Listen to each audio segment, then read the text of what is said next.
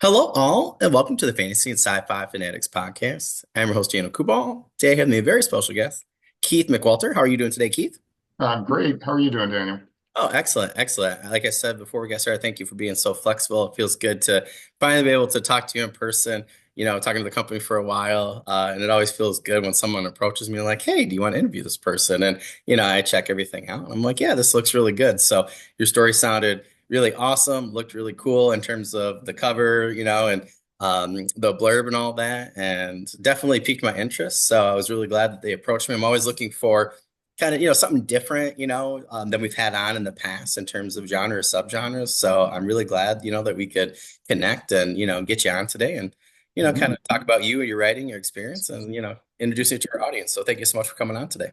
Super. My pleasure. Thank you. Yeah, no problem. So we'll start there with that first question. What has your writing journey been like up until this point? Well, it's been a very long road. I was an English major way back in college Oh, and cool. loved to write back then, and did a bit of creative writing uh, in that period of life. But then I went to law school, and I took a 30-year detour through the practice of law. So it's only in the last 15 or so years that I've actually devoted a significant amount of time to writing, which was really my first love. And I write a couple of blogs, one which is sort of a essay and op-ed style thing on a blog called Mortal Coil, and then a travel blog, which is just Oh, cool. places around the world that I've recently been and write them up, often about resorts and whatnot. And that's called Spoiled Guest. But apart from that, I do fiction writing. I mean, my main time consumer is fiction in the novel form. I'm not really a short story writer. I tried that when I was young, and it's not my style. I need more space than that. I get that. So um, I've uh, I've you know been writing long form fiction for about 15 years now. And the result has been two novels, both published.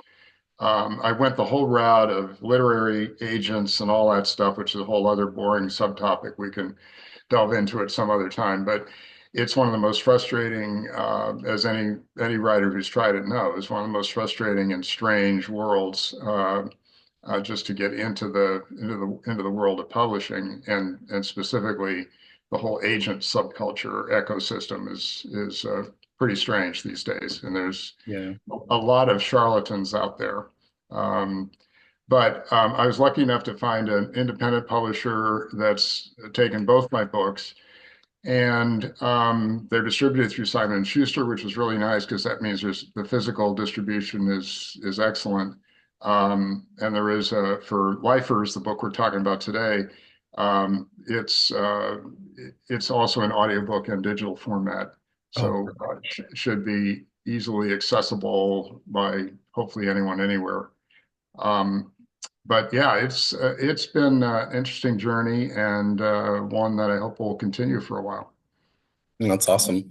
I'm so glad to hear you say that there's an audio option because I have a small child, so I have to be able to do Kindle and audio or audio and paperback of some sort. It's just I have to do at least usually Yeah, on average with him like 30% to 40% of a book. yeah, Otherwise, it would take me forever to yeah. read a book. So I mean, it's interesting. I think you can probably divide the world of readers into those who do listen, who do audiobooks, and those who don't. And I was never that sort. I'm old school enough that I wanted a physical page in front of me. yeah, yeah. I'm not even that great at screens, but when it came to do this quick digression, it came to do this audiobook for this latest book, Lifers, I found a great uh, what you do is you end up getting, auditions from various people Yeah, yeah. who want to read these days, and there's platforms all over for accomplishing that. And I I got about 30 auditions, Oh, wow. which was great response, and started listening to a lot of them, male and female voices.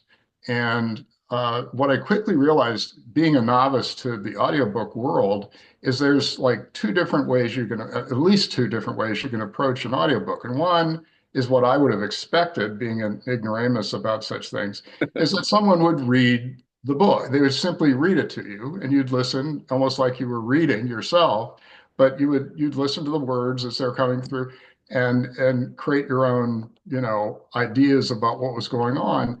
But then there's this other type of reader who will, or performer, who actually acts out the what's on the page and does Yeah. different voices and you know, different accents, and which kind people like, I discovered is an interesting subject in itself. And I ended up with going someone a very accomplished guy who sort of does the middle of the road. He's not too extreme in acting everything out, but he also has a way with different voices for different characters and that sort of thing. So anyway, it was a sort of speaking of the journey, it was an interesting experience just to go through that whole process. Yeah, yeah. I had actually last season I had Aaron Moon and Amy Hutchins on. They're two voice actors that I spoke to. And they I thought I like knew quite a bit because I've talked to a lot of people and I've talked to a lot of like voice actors and narrators online and stuff, in front of them and things. And I don't know, I thought I read some articles apparently and in the podcast, and I thought I knew something, but they taught us a lot and taught me a lot. I was like, wow, Oh, this is really yeah, extreme. Like, it was really interesting. But I totally agree. It's like a whole new thing, right? And I talk to a lot of authors about that too, when they have their experience, throughout the whole process where, yeah, because now you're thinking it is a whole new market, right? And it I've is. done the math, from some of the math that some people were supporting from 2 years ago, with Audible numbers, sound booth, studios, podium.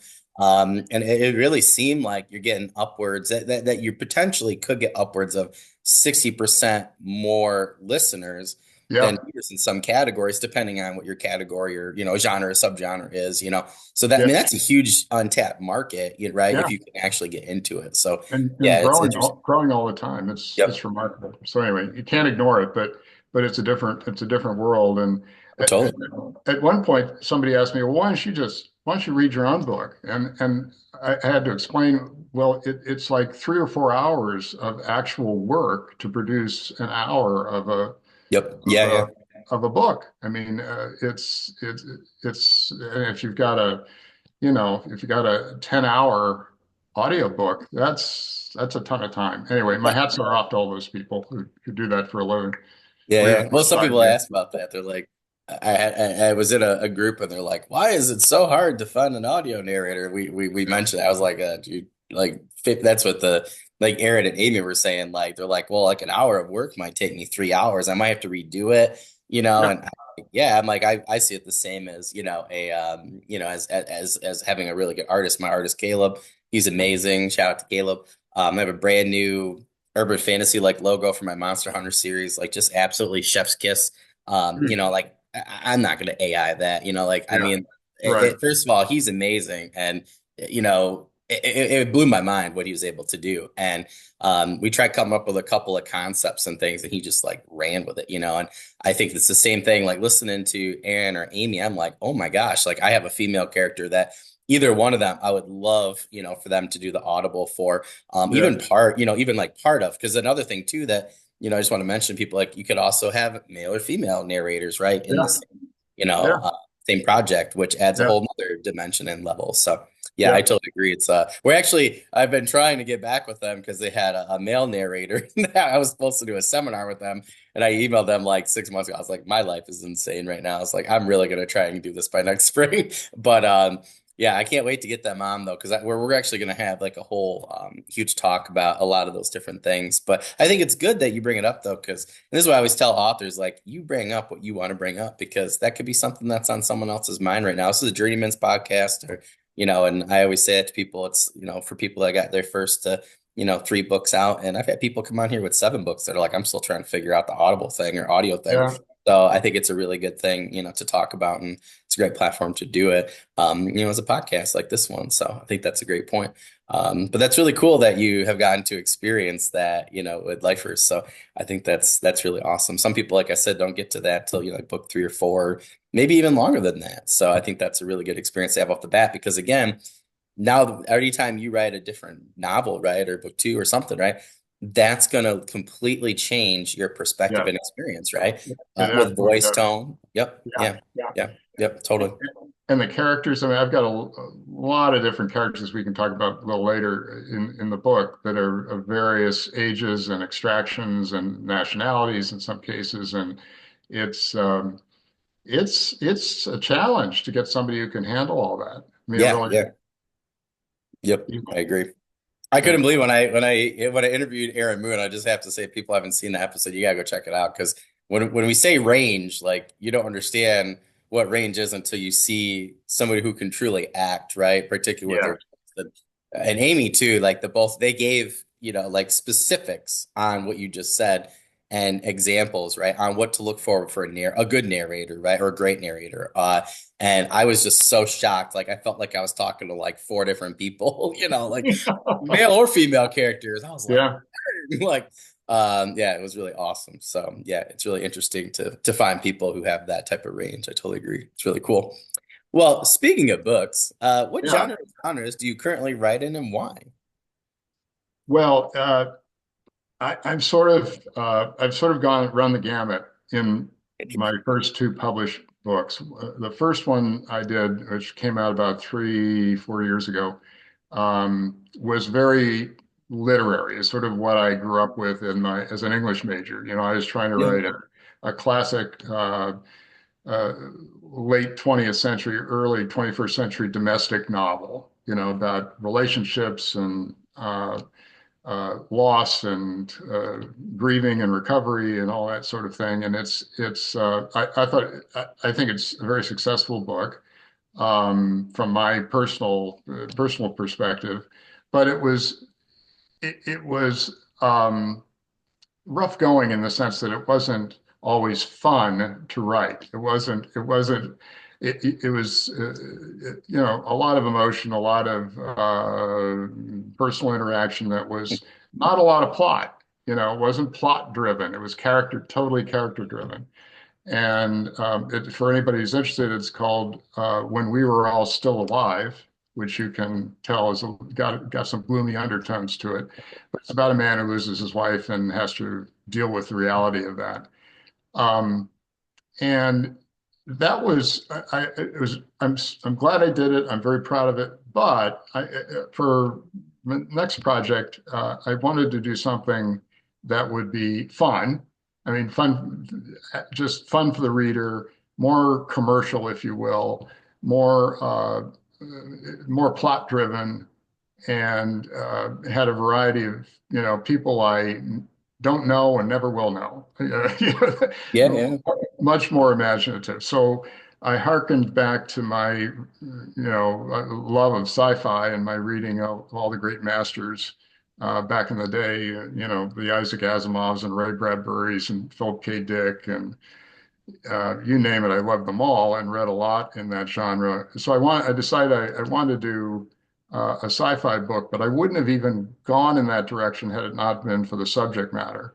Mm. And we can get into that, but the subject matter required some knowledge of actual the science of longevity in this case, and but I wanted it to be like those old masters in the sense that it would have some social underpinnings to it, that Mm. it isn't just about technology. It just isn't, it's not just about exotic circumstances or, it's about what I call social sci-fi. Take a Yeah. premise, push it to its extreme, and how do people interact? How do people grapple with it? So that's the what got me around to the genre of making it like a sci-fi novel, and generate some serious discussion out of that, not just have it be a frivolous fantasy. So that's where I went.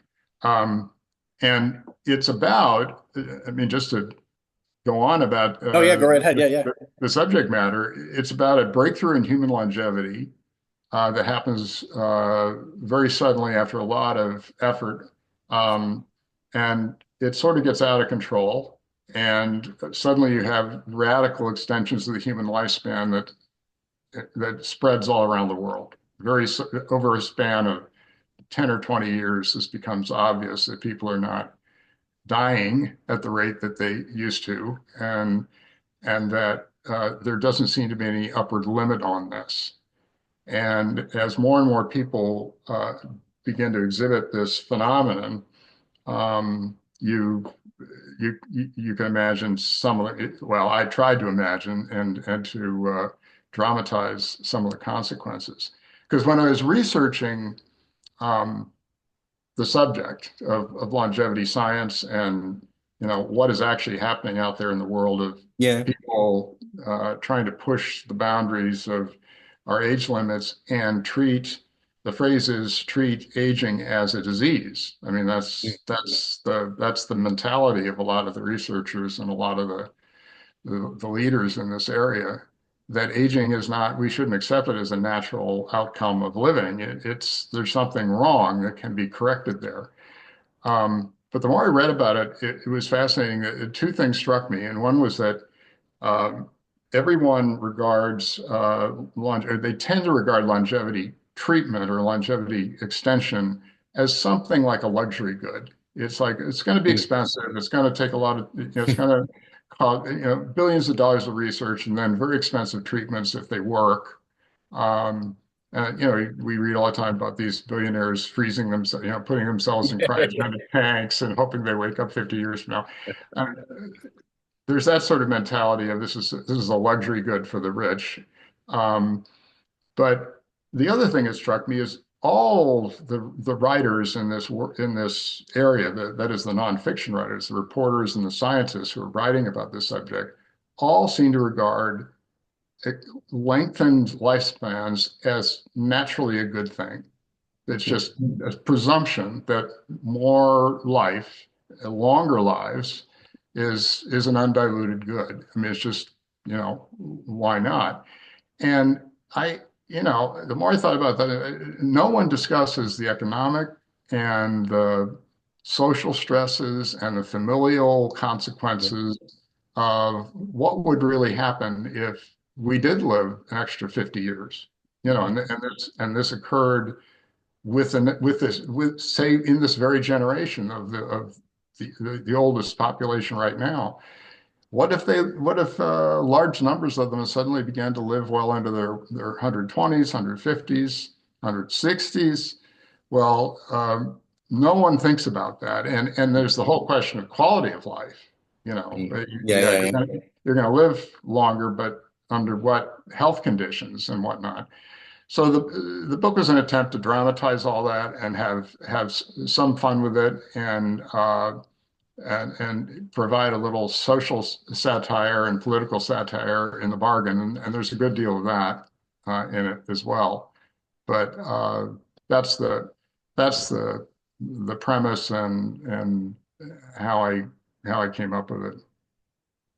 I love that first of all because when I first read the blurb for it, I thought to myself, this sounds very similar to kind of like I teach social studies, so and I like how you put that too, like social science fiction. I'm gonna give you credit for that, but Oh, thanks. I'm I definitely like gonna that. use that, but I'm gonna give you Yeah, credit for that. But I'm gonna use that a lot now because that to me really signifies like there's that Justin Timberlake movie back in the day. I don't think it did really hot, but it was a great movie. It was In Time, where the rich, like the richer you are, the more time you have, and if you run out of yeah, time, you die, right? But if you get more time, and he gets like somebody's all their time essentially, but right, it really was like a social class issue, right? Like his mom was, looked like his age and stuff because of whatever the time did to your body, whatever, but she died, like it's in the preview, guys. Sorry, it's a 14, 50-year-old movie, but she dies really quickly, right? And that like really affects him and he's running out of time literally. And it was just such a great example, I think, of, like our current healthcare structure in the different issues.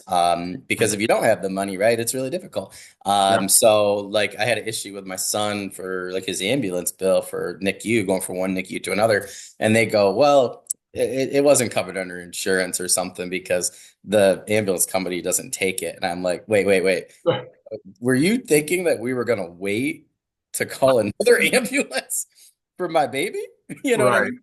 And I Yeah. go, does anybody in our area cover that insurance? Our insurance? They go, oh no. I go, oh, okay. And so I see that as, and I'm trying to explain to my wife, I'm like, it drives me nuts because I was like, that makes no sense to me, right? Like you have the thing, like why is that? It makes no sense to me. But like I remember things like In Time, where I grew up with, right, where I'm looking at these social science fiction issues that Mhm. are we're literally talking about them in my classes right now for political science. And then there's oh God, Altered Carbon. Yeah. Um, Yes, one of my favorites. yeah. I'm like totally blanking like on the author. I feel really bad right now. But that's another one, right? Where the wealthy elite, kind of like Matt Damien's also Elysium, right? Where Yes. the wealthy, and I think I think that's what really drew me to, the book in particular for the blurb.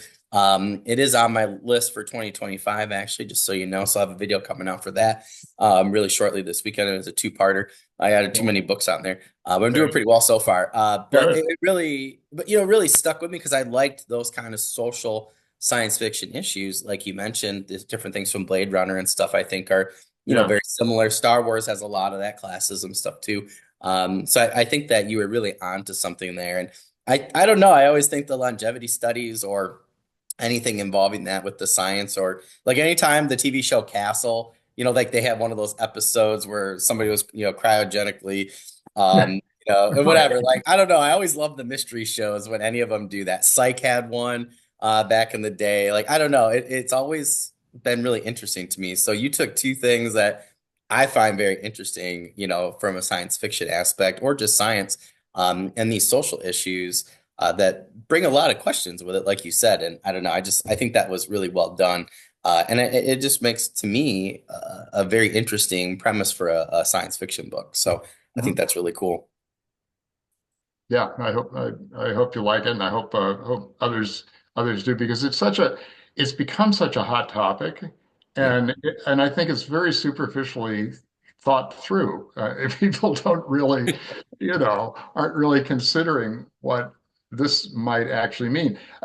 It tends to be conflated with looking younger when you are younger. I mean, when it tends to be conflated with looks. Oh, And yeah, yeah, yeah. and let's make sure that, middle-aged men and women look like they're 30 instead of 60. Oh, yeah, yeah, yeah. But Yep, yep. that's a whole different offshoot of it than what this is about, which is, we actually have lifespans that increase significantly. And I don't think people are thinking that one through very much at all. Yeah, yeah. Well, Certainly not on a societal level. yeah, well, look at even like Bicentennial Man with Robin Williams, right? Where he's like the robot or whatever, but then over Yeah. time he creates these, in between like organics, right? And then that line, I always love that movie because the line gets blurred, right? It's like, what is humanity, right? And then, he ends up becoming fully human later on. But the same thing, right? He's the offshoot of that is, it goes both ways, but also that I know there's just some great stuff there, but Yeah. I've always loved that movie because it really made me ask those questions, right? Like this would be great to have people living to 130, but also what are the, even economic ramifications currently, right? And Yes, the economist in my exactly. head's like, ooh, like I hate to break it to you Exactly. guys, but the industry of whatever you want to call it, like of people dying, Yeah. and it's a lot of Yeah. money. Yeah. So not Yeah. that I agree with it, but Yeah. I tell my But family, I'm like, just put me in a library somewhere, like, but like, but mess me around. you're right. There's so many, and this is some of this is explored in the book. There's so many aspects of our economic system that are based on certain lifespans. Yep. They're based on the presumption that it takes Social Security for the big Yeah. one. You Yep. know Yep. that your whole payout from Social Security is based on how long the government believes you're going to live. Yeah. And we know that is you're going to, last until your 70s and maybe your 80s, and that's it. Yeah. Imagine if that doubles, right? To That's 130, it. 130, right?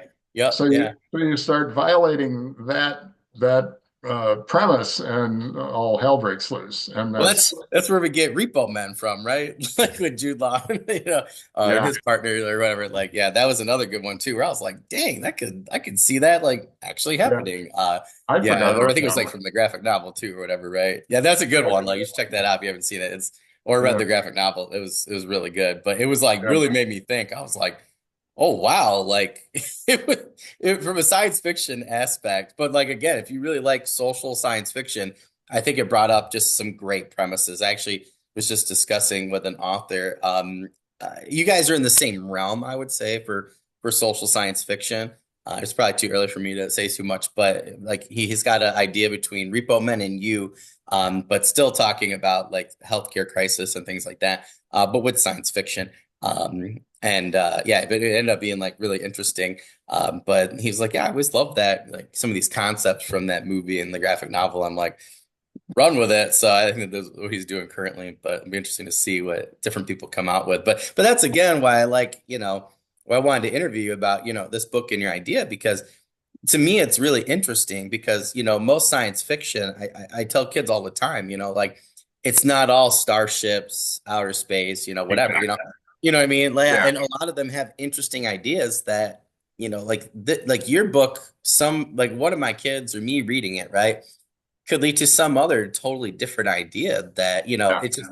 it's just interesting, I think, when you look at it from a cultural diffusion aspect. And I don't know, I think it's interesting again to analyze society, like you said, right, for these problems, that we have currently and how would they be, if this, science fiction, but it could happen. You never know, right? Like something could change and, we have mutated cells or something and all of a sudden our whole infrastructure could be ruined because of it. So I think that's really interesting. Yeah. Um, but I do want to talk about what can your audience expect from your cast of characters in this novel? Because it sounds like a great premise, but I'm curious at what can we expect from the cast of characters in this book? Well, you can expect a lot of multi-generational interaction. One of the things I wanted to portray was um, grandparents and grandchildren dealing with dealing with the same issue. Yeah. For instance, and it's interesting. Most of the characters in the book are female for whatever reason. It was just the way my imagination took me. But there's a politician, there's a biowarfare specialist who gets into the leading edge of trying to contain this new outbreak, if you will, of longevity. There's a philosopher of Cool. death and dying who becomes a part of a political backlash against all these people living such extraordinary long lives. Um, there's one of my favorite characters is a guy named Tobin who's he's a little Asperger's, a little OCD, he's definitely on the spectrum, but he's a social media programmer. And he's young, he's in his 30s, he's employed by a biotech company for the specific purpose of influencing these ultra elders, as they become to be called in the world of the novel. He's trying to influence ultra elders to take a what amounts to a very slow acting drug that will a suicide drug that will end their lives because the company is going to make a boatload of money from selling such a thing to people who just don't want to live that long. Yeah, yeah, yeah. So he's an interesting character because he is very young and he's trying to deal with uh, the fact of these vast numbers of people that he is being asked uh, to understand and communicate with in a way that's going to influence them towards death. So he ends up having a very interesting relationship with he does have an interesting relationship with his grandparents whom he visits at various points through the course of the novel. But he was one of my favorites. So it's a diverse cast of characters both in occupation and in age. in race, and they're all grappling with the same issue, but they're sometimes contending with each other and sometimes cooperating, and sometimes there's a transition between the two where they start out uh, being on opposite sides of the fence and end up having to figure out how to work together. So I wanted that to be the the thrust of the character interactions is no static characters, no people who don't change over the course of what they learn Yeah. about themselves and the world in this strange new world of extreme lifespans. Well, that sounds really interesting. I love when you have a situation like this, right? I love where people have a diverse cast of characters because I think you'd have a lot of different people in society, like you said, right? Who have a lot of feelings about it one way or the other, right? And they probably would agree or disagree for different reasons at different times. That's just like in general, right, with these major topics. And it's interesting you mentioned that though, because like we just talked about that today in my poli sci course where like my friend and I, like he's a little bit older than me, like we're much older than the kids. We're talking like a lot of them just turned 17, about to turn 18. And I don't like to think that I'm 37 and I think that much differently, but I do, right? And you forget that sometimes, right? Oh, And we totally. discussed that today. It came up where we were like, oh, like you guys don't use this vernacular, like you guys Right, haven't seen Star right. Wars, yeah, it just got really interesting with some of the things, that we discussed in general that were different. And, they mentioned, like different demographics, right? Where like we're trying to appeal to people voting wise, but I think it's the same thing here, right? So I think it's really smart on your part because, I have students that I know for a fact, like when I tell them about your book, like, I'm like, hey, I just talked to this author, and they're gonna be like, oh, this is like totally my thing. I work at a tech academy. We got a lot of kids who are really interested in moving on from here for their associates to go into maybe a more full program for biotech or something like that. Mhm. So this is like they love science fiction and just interesting concepts like this. So I know that's the first thing they're gonna ask me though, like, are there characters that aren't your age only? Well, they're not their age, but there are some young ones in there. Well, they just don't like them to be my age. I'm like, wow, okay. Yeah, I think yeah. they think I'm like 50, but Of it's course they do. Of course yeah, they it do. was fun. I asked them, I was like, what do you mean? And like, yeah, but it was interesting. But I like that too for, also like you were saying, in terms not just age, but like demographic or even gender or, but particularly when you're talking about like different positions, right? Because so I think somebody, a politician or somebody by a warfare is right can be totally different than, like you were saying, somebody that works for one of these companies. So I think it's really interesting in a situation that you've created and don't do your characters like this, right? But that you really get like a wide, range of people, so that we can really understand, the wide range of emotions or reactions, to this event. So I think that's really, really cool.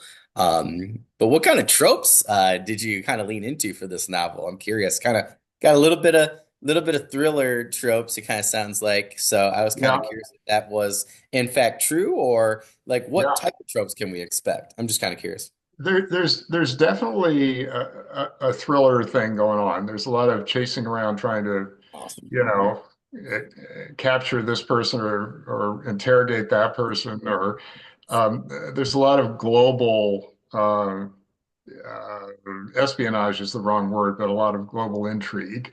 A Oh lot yeah, of that makes sense. a lot of different settings, both in the U.S. and internationally. Um, most of which I've had the privilege to visit. So I was, evoking my own memories of places. But in terms of tropes, it's in part a disaster novel, because it's about a global disaster that very quickly arises, and the sort of, you know, theme where a bunch of specialists come together to grapple with an overwhelming problem. It's a climate crisis, population crisis novel for sure. It's a political satire in the sense that it makes fun of some of our current tendencies to the skepticism about science Mm. and fear of the other.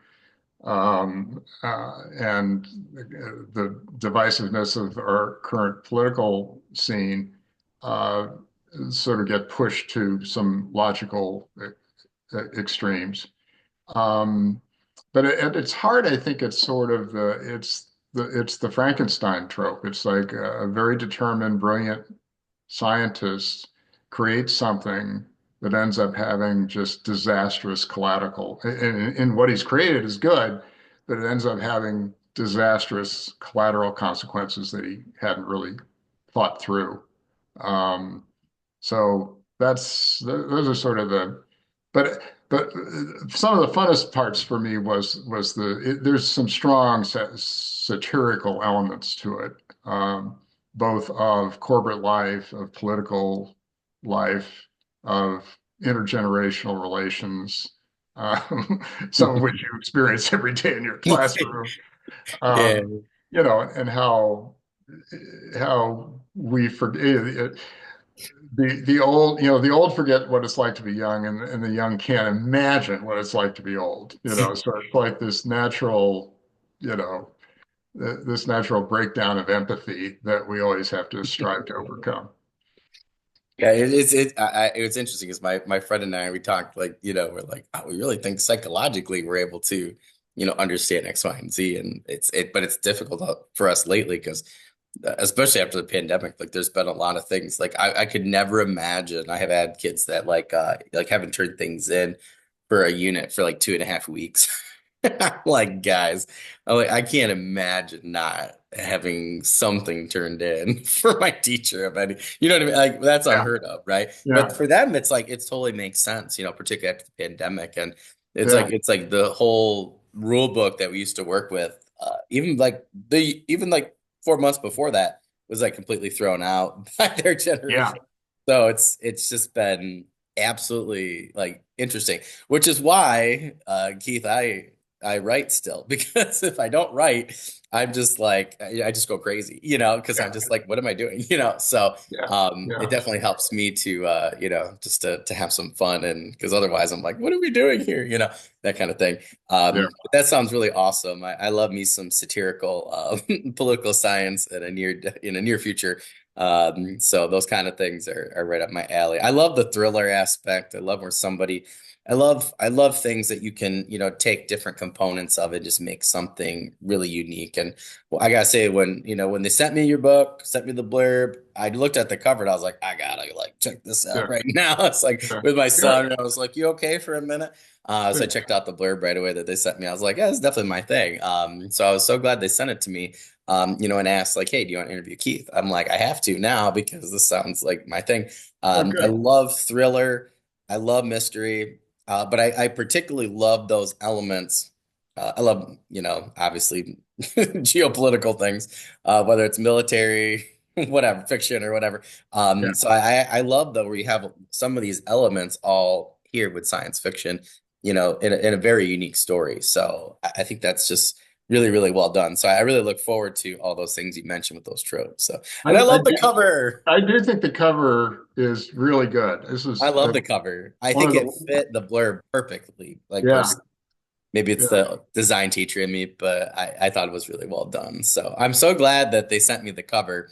Because that was like the first thing I saw, and I was like, ah, all right. I was like, now I have to check out the blurb right away. But I want to point out to our audience, again, when we talk about 60 to 65% of people say that they judge your book by its cover, they really do. Okay. yeah, They might not be ex-design teachers like me, but yeah. that's the first thing they see. So, Oh, and then for your sure. blurb, I have to say, Keith, though, your blurb really pulled me in like right off the bat after that. So I always tell Good. people, I don't look at reviews. I look at your cover, I look Yeah, at your blurb, I'll look at your other books, which I yeah, did. And I was like, oh, that's interesting. I want to see, yeah, because I could tell that you had some big character development, based off of your other book. So I thought that was really, I could tell that was going to pop up here. So I was like, oh, that's interesting looking at background. So I looked at those things before looking at reviews. So I encourage a lot of people to do that because I think you get your reading interests out better that way and I know exactly what I'm going to like a book now, because I've been able to develop my taste a little bit more as a reader. So which I highly encourage our audience to do. And Yeah. please don't leave one star reviews because that means you don't know your taste, in my opinion. But what were some of your main goals for this novel? Well, as we were talking about earlier, I wanted to examine these unspoken assumptions about our current fixation with longevity, and the things we're not thinking through about that, and about the social stresses that would result from the act if we actually did start to lead dramatically longer lives, even if we're healthy, leaving aside what would be a whole different story if you grow older in an unhealthy state. But I wanted to dramatize the stresses that would impose on families, and I think that's really an interesting part, um, on individuals, obviously, and on society at large. When you talk about socioeconomic ramifications of all of this. Um, but I also wanted to get at the whole topic of ageism and the fact that we do stratify ourselves. We're so unconscious about this. It's like, fish in water. We don't even recognize it as Yep. it's going on.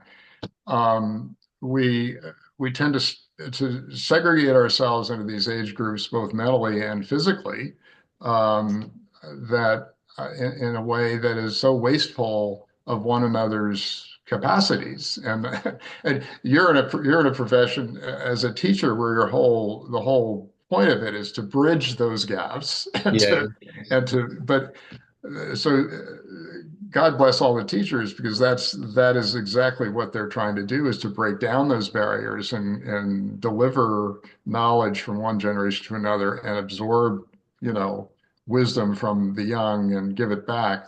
But that's a unique role in our world, and Yeah. most of us don't live that way. Most of us just go, in our little social ruts where we associate with people of our own age, and it doesn't matter what age that is. I mean, we did it when we were teenagers, and we're doing it when we're in our 60s and 70s. The people just congregate into their little groups, tend not to socialize across them, and as people get older, I think there is a tremendous amount of uh, uh, you know, dehumanization of the aged in our culture, Yeah. and in a way that is not true of some other cultures that have a more honorific attitude towards old age. It's just we're so fixated on youth and beauty and the latest thing that we have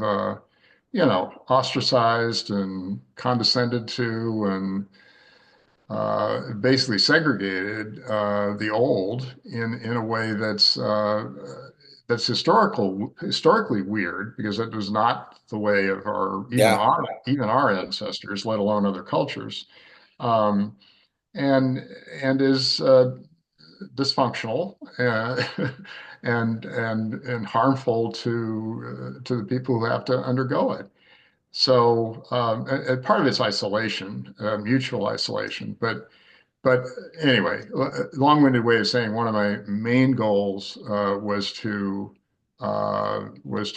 address in a non-preachy way the whole subject of ageism, and how almost comically foolish it is, and we don't even recognize it. Some of the satire is around that whole subject, is how blind we are to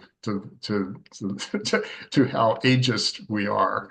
But anyway, that was a big goal in writing this, was to be entertainingly uh, forceful about that subject. Well, I think that makes total sense, though. I do karate, and my instructor terrifies me. She's turned 77. Um, Wow. yeah, and I've worked with people that I've trained with people. I've trained alongside people. I've been kicked or punched or rolled with people, like wrestled with them, whatever, jujitsu, judo, who like have gone on to the UFC, male and female, and I have to say she's the only one that scares me. Wow. Yeah, and you know, it's nuts. Like you're talking somebody who's done karate every day for 48 years. Wow. And yeah, I mean, she moves like definitely way better than me. But it's crazy, you know, because a lot of the people that, and we do a lot of, it's not like I would say like it's a pretty hard style karate, but the way we practice it's not super crazy and stuff, which I like because I've done a lot of combat sports over the years and stuff and contact sports. So my body definitely needed the rejuvenation. So there's a lot of internal stuff and definitely helped me repair my body a lot. But I cannot believe some of the people with their ages, you know, that come every day and how they're able to move, you know, and I agree with like, you know, segregating because I have these friends, right? And they're like, oh yeah, my knee's at 30. And I'm like, okay, well, you should go and go to physical therapist, go to a chiro, get some flexibility back, stuff like that. And some people just have stuff, but anytime I've been injured, I had a really bad back injury a couple years ago. And it's taken like 5 years for me to really get over it. But I was like, I don't want to be one of those guys who can't pick up my nephew at the time, and I didn't have my son yet, and I knew I wanted to have a kid. I was like, I want to be able to hold my kid, and it's taken me a long time. And but I see people like my instructor, my original Taekwondo instructor. He's got to be like, oh my God, reaching 80 this year at least, if not like 82. And he'll wipe the floor with me, these two, I'm just like, they never stop moving, no matter if they're injured or whatever, like they just keep going, and they have not let their age at any point, right? Like they haven't let it divide them into who they were.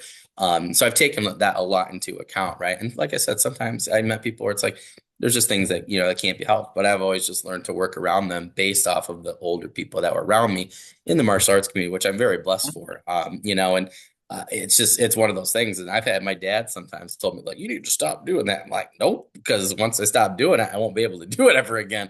Yeah. Um, and that's just the thing. I see all these older guys at the gym. Like there's a group of like, I think there are like six of them, gotta be between like 58 and 60. And I mean, they put me to shame. I'm like, I'm over there like trying, I'm like, man, I don't want to look like you guys. People are like, what happens to your hair? I'm like, I don't care about up here. I'm like, I'll grow out a thicker beard and I just want to look like, like a really Jack Santa or something. Like, I don't care, but like I want to be able to still move and be able to do certain things. But I'm like 37. I can go on the court with the kids tomorrow for volleyball, wipe the floor with them, or basketball. They always laugh because I'm still pretty quick. But I've not allowed what you said though, oh, I'm 30 now. I'm gonna whatever. I'm like, I take really good care of myself and I think that's part of that longevity, you're speaking of too, Yeah. is like it's which I think is interesting, right? Is I think it's also a societal thing. Like, so I'm so glad you just said that. Like I think a lot of times we're like, oh, I'm 30 now, I can't do this, or I can't do that, or I'm 40 now, I can't do this. I'm like, I'm 3 years from being 40, and I'm actually in better shape than I was like 6, 7 years ago. So I'm actually about to Yeah. go back to jujitsu in the next couple of years, which is gonna suck as a 40-year-old. I already know it. But if I keep moving, I feel like it'll be fine, and keep trying to take care of myself. But I think when stop using it, you lose it. And I've just seen Yeah. that with a lot of people. But I love Yeah. what you said there, though, about dividing ourselves. So I love But that it, you took that into account.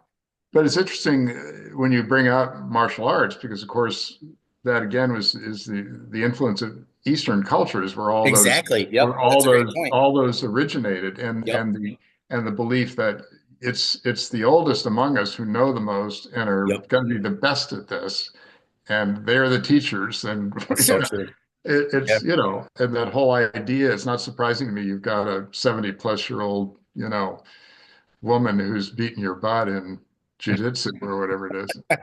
You Yeah, know, she's booked me quite a few times. But talk about there's actually a scene in the book. You really have to go and read yeah, it. yeah. There's a scene in the book where one of the protagonists, in fact, the biowarfare gal lady, is, and she works for the CIA at one point in her life, and she goes to, I won't tell you the whole scene, but she goes to uh, Tokyo to deal with a problem, and at the point in the book this happens, there has been a general reaction against the number of old people, Mm. especially in a world like Japan, where they're already extremely aged population on average, and and she has to physically deal with someone who accosts her in the street, and and I wanted to get across that very idea of the, in this case, 125-year-old woman, Oh, you that's know, terrifying. dealing with this dude who bothers her on the street, you know. So anyway, it's a fun scene. That's awesome. Yeah, that as soon as you say that, I'm like, oh God, because I had a friend for judo, and he like one of the oldest judoka, like female judoka in the United States. Like he trained for a long time, and I was like, I'm just curious. I was like, because I'm thinking like the older you are, the better your technique is, and the less you have to do anyway if you're doing it right, right? And she had one of those. She was like one of the first black belts, like female black belts in the United Wow. States. I know, right? And it was pretty crazy. So I'm like, how bad did she throw you? You know? And he goes, dude, he goes, I have a video. He shows me a video, and she only throws him like this much, it looks, it looks like, right? Like off the shoulder. And he's much taller than she is. She was probably like 5'4" or something like that. And I, he goes, I think I'm still waking up and like feeling it. So I can only imagine. But you're right. Like we really do value in the community, like or Yeah. communities, we really do value, like Chuck Norris. Like look at Chuck Norris, right?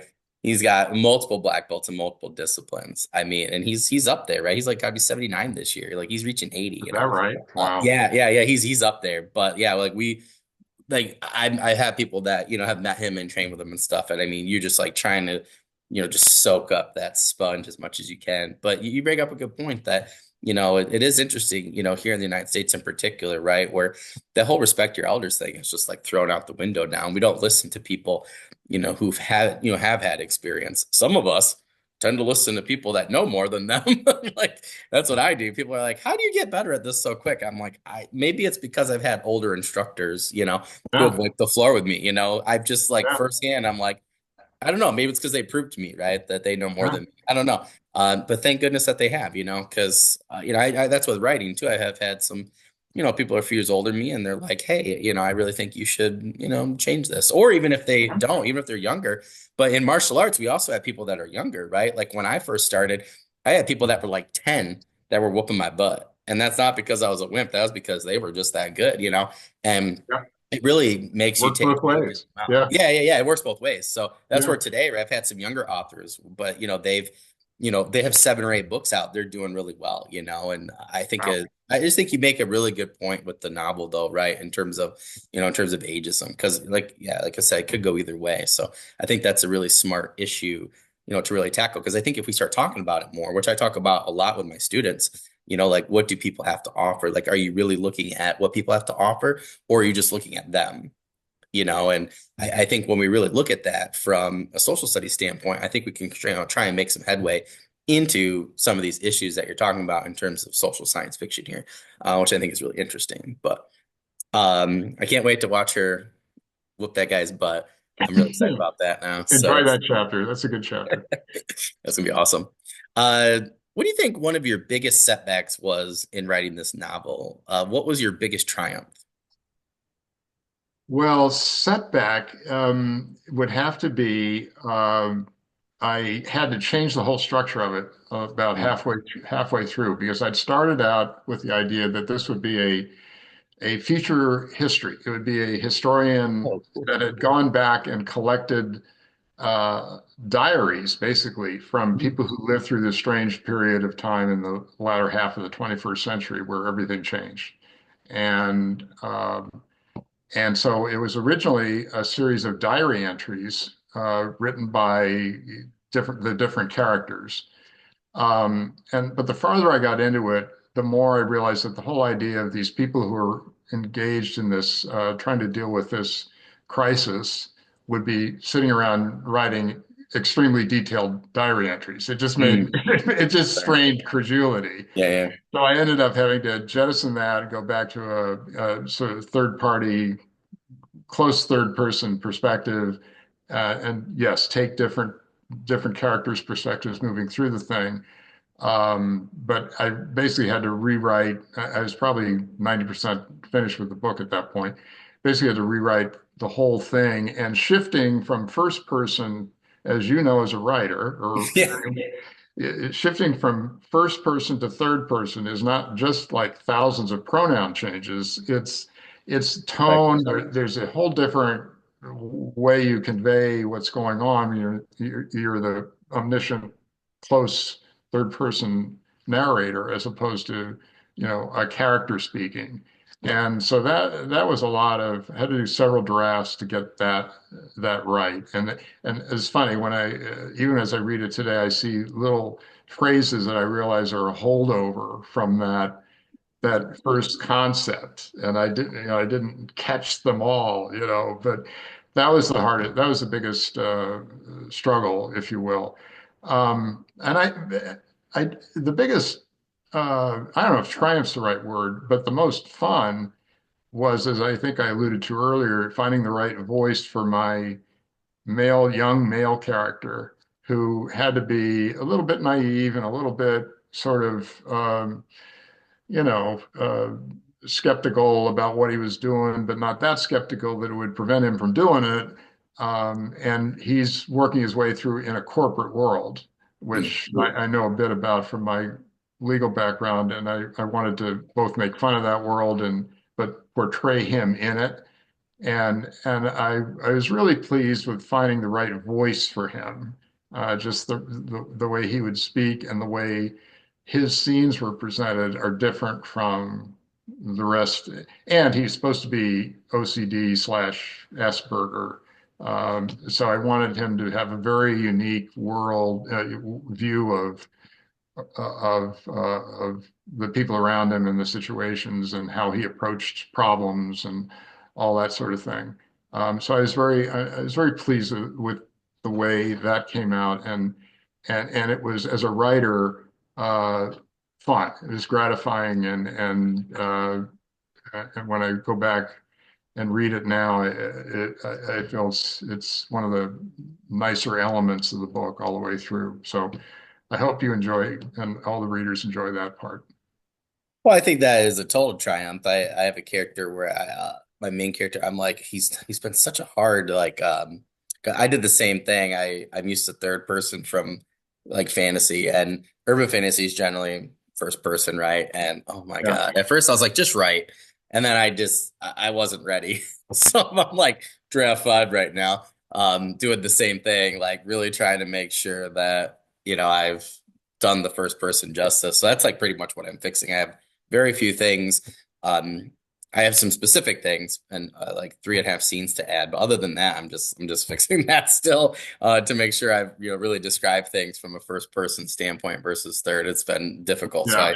I feel you Yeah. on that struggle. That's Yeah. I'm definitely going to say that when somebody asks me that in the future. So I definitely feel you there. Yeah. But I definitely understand the triumph too. Like with, but I think that when you say it's fun, like that's great because I think to me like that says that really were able to connect with that character. I'm still trying to tweak just a little bit. I'm like so close with my main character to like finally like I got him, but I really want to nail him down. He's kind of between like a Jack Reacher and Justin Hartley's character from the TV show The Tracker, but he's like in between. Yeah. Like it's hard, right?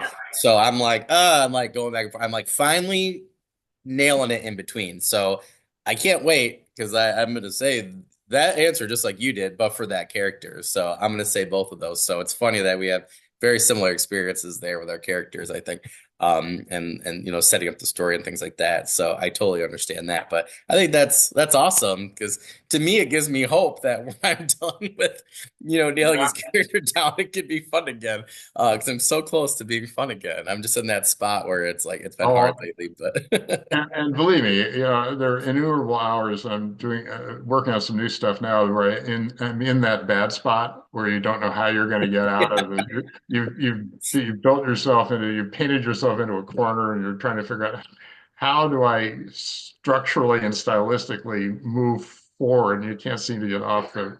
Anyway, it's a I whole. like that you said that though. You kind of made me feel better there, Keith, because part of me is like, I'm working on the structure and the structure's there, but I think it's stylistically. So I just want to mention that to our audiences. sometimes I'm actually glad that we had this interview today because you actually made me feel better because I was trying to figure out a way to express my problem to a couple of my friends, right? But I think it's not structure because they've helped me with the structure. I think it's stylistically. And Yeah, being a new author still, I've written a lot of things, but not published, right? So I yeah, think it's stylistically I'm struggling. So I appreciate that. I think that is a really great way to put it. But I totally agree. It gets frustrating after a while. I told my friend, I go, I'm canceling all my calls after next week. I was like, it's just gonna have to be me and this computer for yeah, the next like 3 weeks just yeah. to get by And it. So, sometimes you gotta draw those lines sometimes to get yep. it done. My wife goes, so I can't call you until after 4. I go, not unless it's an emergency. I'm like, just the next 3 weeks. Like, so that's like what we've set aside. But yeah, I totally feel you there. That's awesome. Yeah. Well, do you have any other news updates or current projects, anything like that you can share with us before we head out for the day? Well, if anybody's on the coastal Florida area in March, early March, I'm going to be appearing on Sanibel at what is called Big Arts, which is their main cultural center. Oh, Beautiful campus on Sanibel near Fort Myers, if you know the area. And I'm going to be appearing with a guy named Chip Walter, who is a nonfiction writer, hmm, who and a former CNN guy and everything else, who has written a book on longevity science. So we're going to do a sort of longevity fact and fiction thing that's uh, cool. on March 12th. Uh, Down here in Sanibel, and it'll if anybody's around for that, please come by. You can look it up on the Big Arts website. Um, and then writing wise, I'm working on a sequel to the book we're discussing because I figure there are so many elements of it that I had to just allude to and Yep. didn't really. I want to go back and flesh those out. And there's a concept of time travel that comes up or it's actually memory travel that comes up very late in the book that I want to develop more and do my best to make. I think time travel is such an talk about a trope, overdone thing. But I'm trying to, my ambition here is to make it all believable again and make it fresh. And I'm gonna make an effort with that in the sequel that I hope to be working on soon. But anyway, that's the main upcoming stuff. No, that's awesome. Well, that was like my next question to ask, because I just think that personally, I think that I see a lot of depth already for reading. This is what I do now is I just have such a better time reading people's books after I interview them because it gives me the director's cut. I think I enjoy Yeah, it more because I understand more where you guys are coming from, from not just a reader standpoint, but from a writer's. I'm a reader and a writer, so it's like two of me enjoys it a lot more. I don't know. I've just I noticed totally that get it. yeah, it's just helped me out a lot in terms of, being like, oh, and I'm more patient now, right? Like, Yeah, oh, I know that this is what, Keith's trying to do, and I just gotta kind of let the ball roll a little bit. yeah, But I think you just have so much here, and it just sounds so interesting, and my mind's just whirling with all your possibilities for stories on different continents, and you could even be running them all at the same time, right? And you could be I just think you have so many interesting concepts. So that makes me really excited to know you're working on that right off the bat. And I know a lot of the people listening will think the same. So that's really awesome. I hope so. Um, Thanks so yeah. much. Yeah. Well, I just want to remind our audience, in case you guys are new, if are just popping in, at the end or something like that, because that, Keith's going to be talking about cool things like a sequel. Make sure you guys have checked out the middle of our interview too, so you can really check out what Keith has said about his novel Lifers, what it's about, its characters, things like that. I had a great chat. I learned a lot today, Keith. So thank you so much. Me too. Um, Thank you. yeah, yeah.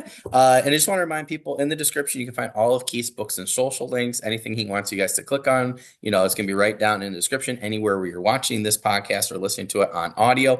If you guys could just remember, like Keith mentioned, audio narrators, voice actors, those kind of people, mentioned a couple of, other people that were helping him as well. anytime that you guys are reviewing any of those products. I just got done with a book yesterday, a Kindle book, and the Audible at the same time because I do half and half usually or something like that. I make sure that I copy and paste my review for Kindle and put it into Audible. And of course, it goes right to Goodreads from Kindle. So if you guys could just remember to do that. Trying to remember, remind everybody those audios are different, right? So you got to copy and paste, but it just takes 5 seconds, and then Yeah, I'm able to do makes a that. big So difference. Yeah. yeah, and it helps everybody, not just Keith, but all of his team, which ultimately is going to help everybody in the long run to get more books from Keith. And I'm looking forward to that. Keith, thank you so much for coming on today. This was absolutely awesome, and it's Thank exactly you. what I needed before my writing session today. So I really I'm so appreciate glad.